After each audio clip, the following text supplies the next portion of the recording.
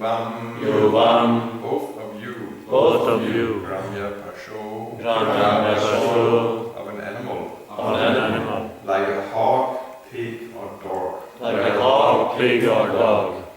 Mama, Me, Mudadiya, who am very foolish, due to having no spiritual knowledge. Prabhu, O my two lords, and they blind, tamasi, darkness, magnasya, of one who is absorbed, jnana dipa, torchlight of knowledge, udiriyatam,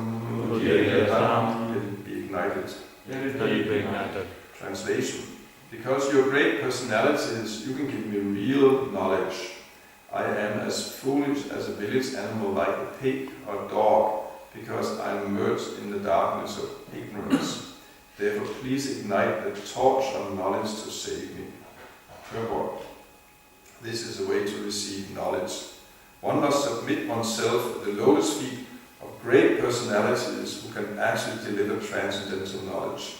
It is therefore said, Tasmat Gurum Prapadye Tadhyasu Shriya Uttama. One who is inquisitive to understand the highest goal and benefit of life must approach a bona fide spiritual master and surrender unto him. Only one who is actually eager to receive knowledge, to eradicate the darkness of ignorance, is eligible to approach the guru or spiritual master. The guru should not be approached for material benefits. One should not approach the guru just to cure some disease or receive some miraculous benefit. This is not the way to approach the guru. Tat Vijnanatam. One should approach the guru to understand the transcendental science of spiritual life.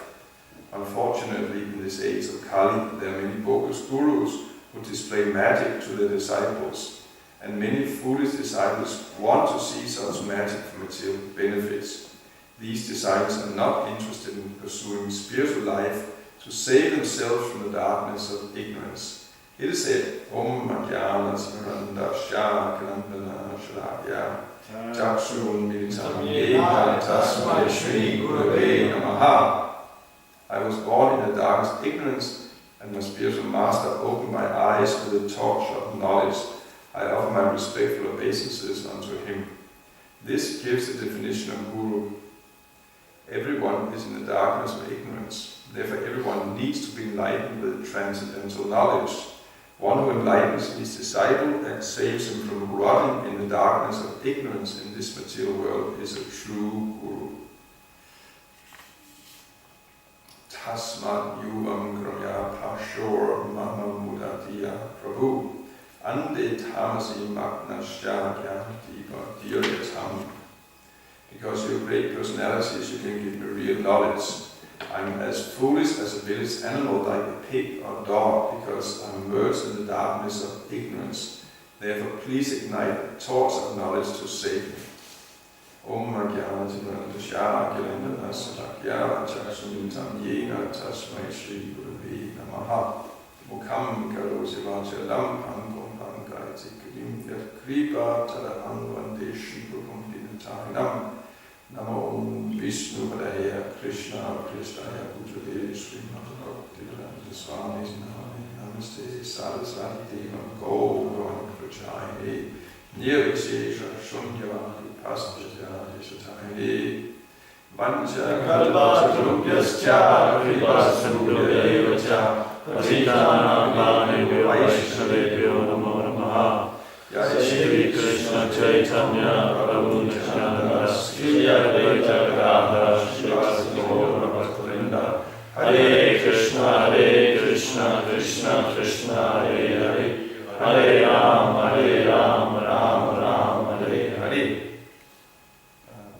So here we get idea of why Maharaj Chittiketu is considered such an exceptional devotee that we hear about him from several chapters.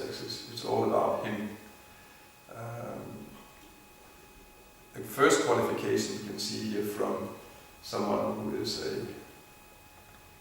great devotee is, and doesn't think that he is a great devotee, but he submits himself completely to qualified spiritual master, to qualified superiors who can instruct him.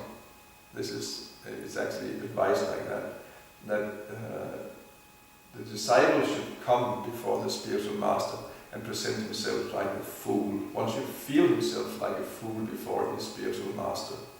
This is actually, if one feels anything else but a fool, then one is a fool. One is puffed up, proud, and is not qualified to receive knowledge. This is the actual qualification. And we read about that. For example, how devotees felt in front of Srila Prabhupada described. Actually, they felt just like small children, and childish and foolish, and like that. But that's why actually they were qualified to receive knowledge. One should feel like that, because it's obvious. That's we do not know anything about actually really who we are. We're so proud generally of our knowledge, and I have studied this and studied that, and I can, I know Sanskrit, and I can recite so many verses, but it has no value actually. It's knowledge that's it's basically ignorance. It's temporary. It's apara vidya, knowledge about this world. So we all have some information about some temporary things in this world, but that doesn't make us, actually cannot benefit us. It doesn't qualify us getting free from this material world. We see that with, because we might be proud, I'm very, I know so much, but we definitely do not know as much as Sanatana Goswami knew. Sanatana Goswami was the Prime Minister of Bengal. He was born in a great Brahmana family with all the training that comes from there. He knew languages, Sanskrit, Bengali, Persian, Arabic, yeah. And one more. He spoke fluently 5 languages. Of course, to be a prime minister means you have you have so much knowledge, you have a lot of experience, and not only is it just knowledge you have, but you are actually very skilled, you're very clever, you're very skilled, qualified in all kinds of ways. So Sanatana Goswami, none of us can come close to his qualifications in terms of having knowledge and skills and being clever and intelligent and so on. Still, in front of Lord Chaitanya, how does he present himself? He says, Amavigya. How does it go? Amavigya. I forgot that verse. Anyway, he said, I'm a fool. I don't know what is beneficial for me. Please instruct me. I'm a great fool, and I'm even so foolish that people, they consider me a learned person, and I believe them. This is how foolish I am. So he presents him like that. Sanatana Goswami is, of the devotees of Lord Chaitanya, there are different devotees who are known for a certain exceptional quality. Sanatana Goswami was known for his exceptional humility, which again is paradoxical because he was so learned and expert, but he was so humble, which means he is self-realized, because he understood actually all this, that if I do not know why I'm suffering and how to get rid of my suffering, what is the use of all my knowledge? And therefore he said, Ke ami kena amara traya. Those are the knowledge.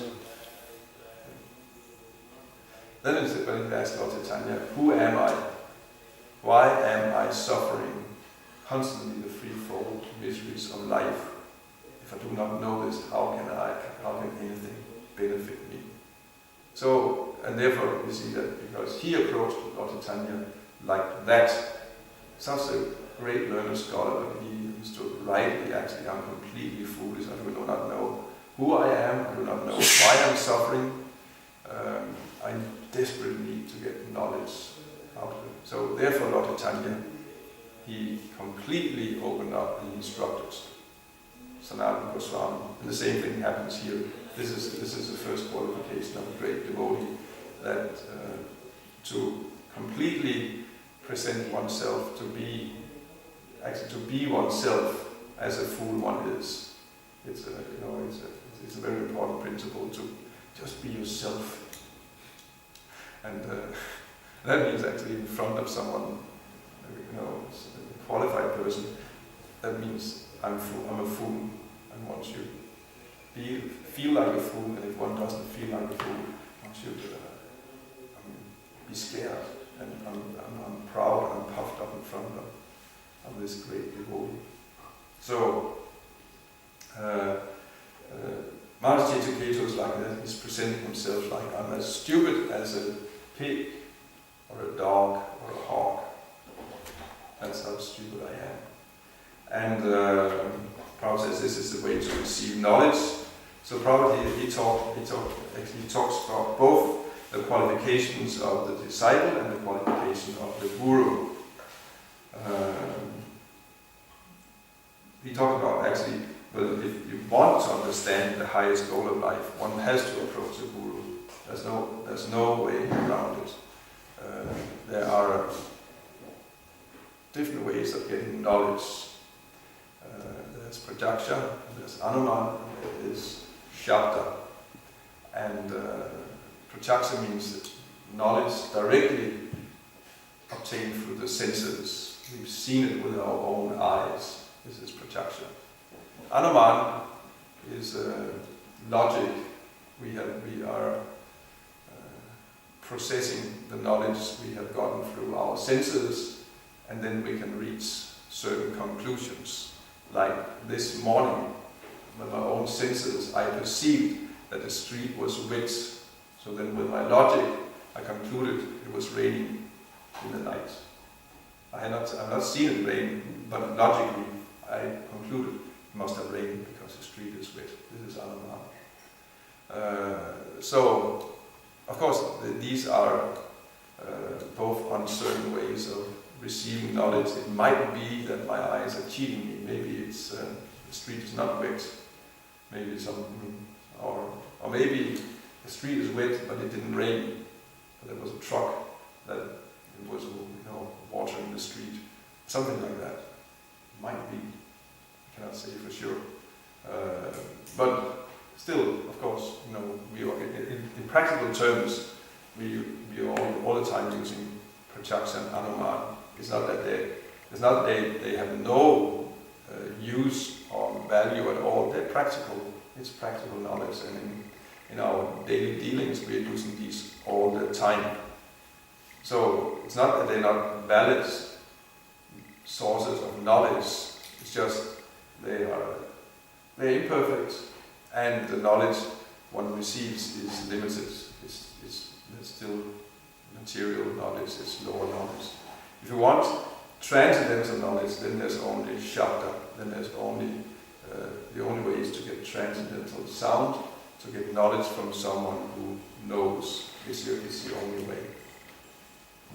And therefore, one should approach someone, a qualified spiritual master, and get knowledge from him, a guru.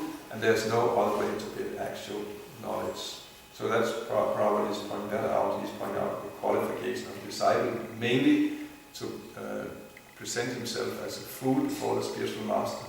And of course also approach in the right way, from Bhagavad Gita, Tattva Pranipati Pari Prasnina Sevaya Uparikshami Tegyanam Yaninas Tattvadarshana. That one, in order to understand the truth, one should approach a bona fide spiritual master. One should submit surrender to him, one should render service, and one should inquire. And then he says the self-realized souls can impart knowledge to you because they have seen the truth. That's a process. One approaches a bona fide spiritual master with humility. I'm a fool. You can instruct me, but one renders service.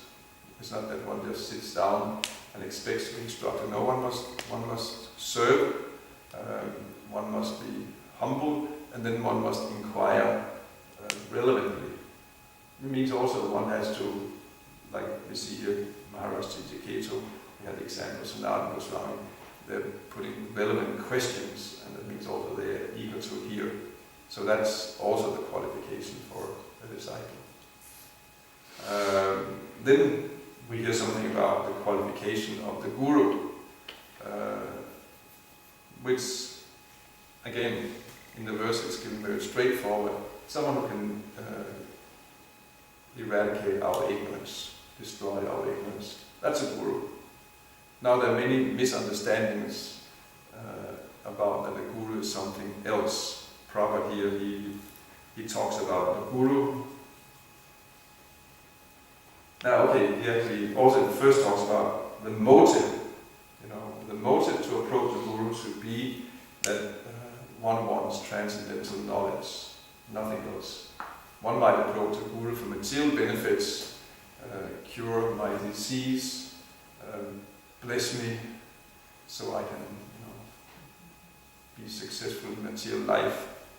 Most people, they approach gurus like that. Prabhupada was also approached like that all the time.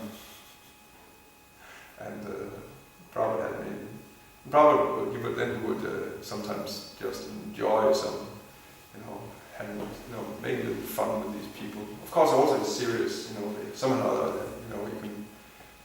you can make jokes with people and even make them look a little foolish on their expense. Maybe they will understand, or maybe they'll just run screaming away. So that happens sometimes. I can remember some of the pastimes Prabhupada had on train rides. Prabhupada liked to take trains when he was traveling in India. He didn't like airplanes. As far as my knowledge, he never used airplanes in India. He used trains, and takes the course a little longer, more in the mode of goodness than airplanes. And so then he would be there for many hours, and sometimes probably a day or two.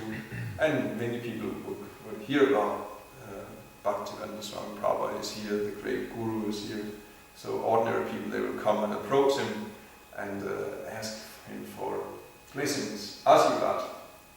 Is it Hindi or is it Sanskrit? Ashirvad. But Ashirvad Maharaj, please give me your blessings. So on one occasion, Prabhupada said, yes. So what kind of blessings do you want? And the woman just got perplexed. No one had ever asked him what kind of blessings. So you go to the guru, he just blesses you, and that's a sadhu to propose. So what kind of blessing do you want? And then he was kind of just got silence, and then finally he says, I think they say something about my family. Please bless us. And they probably go on to say that, actually, this, you see my disciples here? They are, see how they are, they have shaved their heads and like that. You become like that, that's my blessing. Will you do that? Will you be like that? No, Swami. No. And then they will back out. Thank you. And another occasion, how was that? That's God bless you, your material life is finished. Yeah, that's probably blessed like that. No. And there was also another case. He probably, you couldn't like draw, on command blessings out of it. Where was that? Some came to discuss something with Prabhupada. Anyway, I don't know exactly. Prabhupada. They in the end they said, so we're going, Prabhupada. Please give him your blessings. And the Prabhupada said, you're going, no blessings. I think they want some blessing to organize some kind of a gathering, inter-yogi, religious faith gathering. Everyone get together, peace. We make peace in the world and like that. And they wanted Prabhupada's participation. And Prabhupada's, I think it was Bhagavad Gita conference. Prabhupada participated in. They wanted some. No, I think they wanted to create a library where, a Gita library, Bhagavad Gita library, and they presented Prabhupada, and then we had all the editions of the Bhagavad Gita there. And Prabhupada said, no, they should have Bhagavad Gita as it is. And then they said, but Swami, that's your Bhagavad Gita. Prabhupada said, no, that is Krishna's Bhagavad Gita. You have that, anything else is nonsense.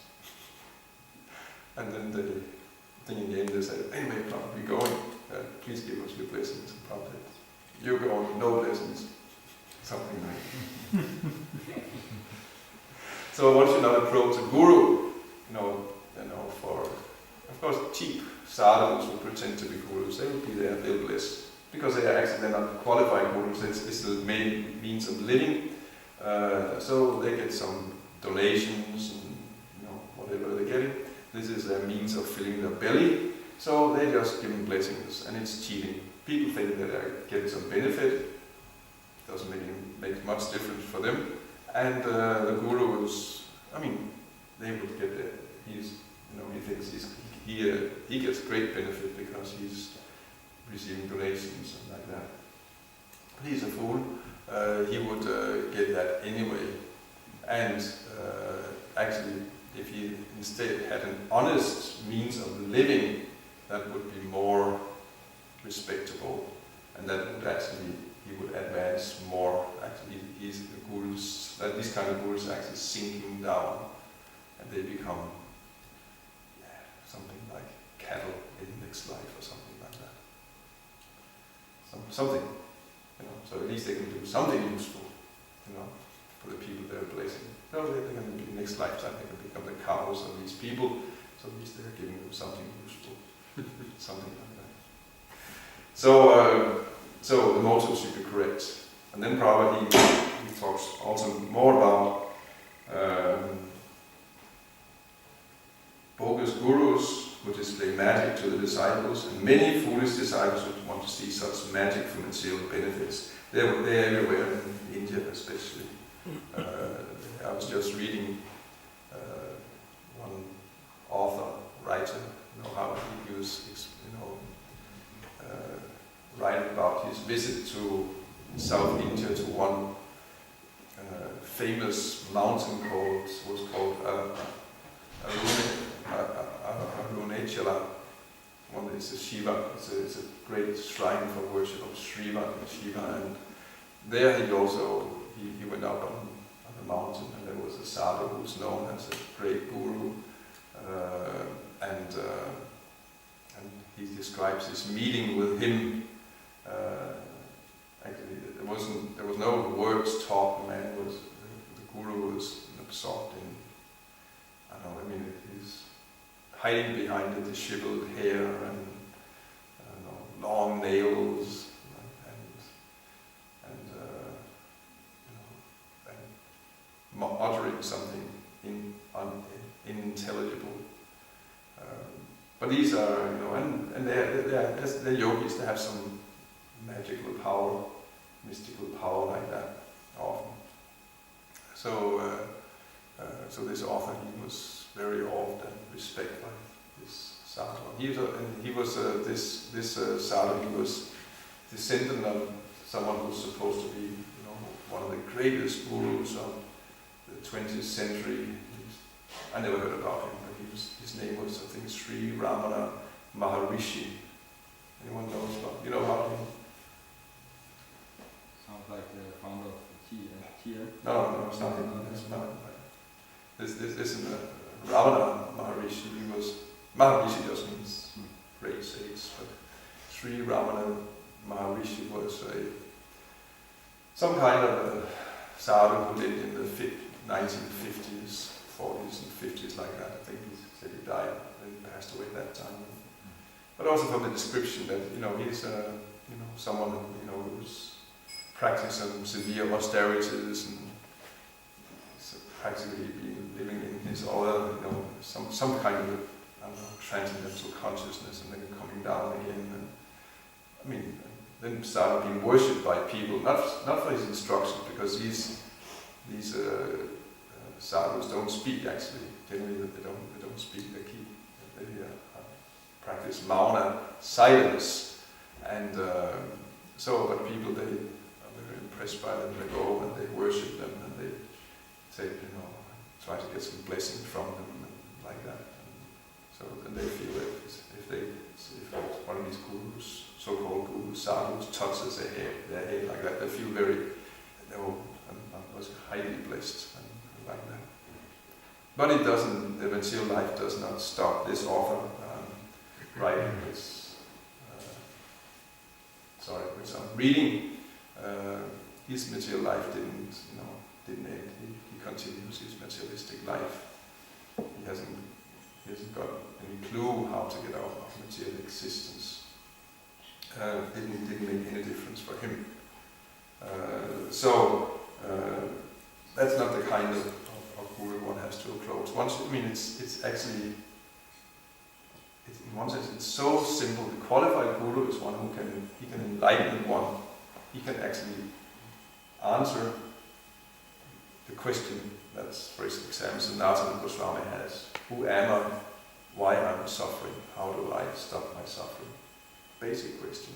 If that's one needs an answer to that question, and that's the test of the qualified guru. He can give you that knowledge. Of course, he has to be a realized person, which means he himself has to also practice this knowledge. Nowadays, we also have many who can speak, for example, teachings of Prabhupada like that. It's not unusual. There are devotees who come in contact with Krishna consciousness somewhat, either just by reading the books or by maybe associating with devotees for a short time. They cannot keep up the practice, especially the regulative principles, and so somehow they fall down again back to their former existence. But now they are constantly, at least they're giving the transcendental knowledge to all their friends and like that, preaching amongst their friends, and that's, there's no harm as such. Actually, there are many examples of devotees who became devotees because they had some friend or maybe someone who actually was in a fallen position, but at least he was able to give them some knowledge. So it is one category of guru. It's called Vajna Pradashika Guru. It's someone who can show you the way, but he doesn't walk it himself. And of course they should have a certain respect, but the guru one really surrenders to, he has to be the acharya, the one who is actually living his own teachings, living his own precepts. He must be the example of what he is preaching. That is I don't know if Prabhupada, he mentioned that as a qualification here. It's taken for granted